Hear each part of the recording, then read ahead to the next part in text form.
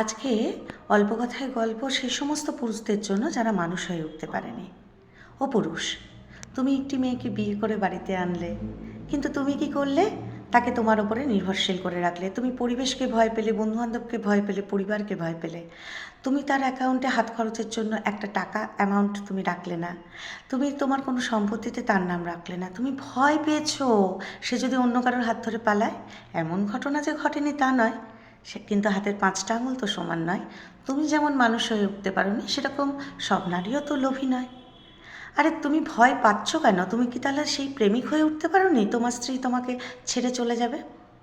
ও পুরুষ, তোমার যৌবনকালে, তার যৌবনকালে সে যদি তোমার অবহেলায়, তোমার পরিবারের অবহেলায় তোমার সন্তানের মা হতে পারে, তোমার সংসার যদি করতে পারে, তাহলে শেষ বয়সেও তোমাকে দেখবে।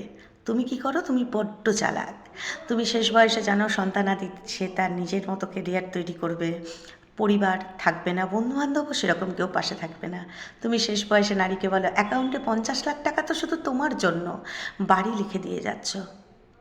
ও পুরুষ, যে নারী তার পুরো জীবনটা তোমার জন্য উৎসর্গ করে দিল, শেষ বয়সেও সে তোমার পাশে থাকবে।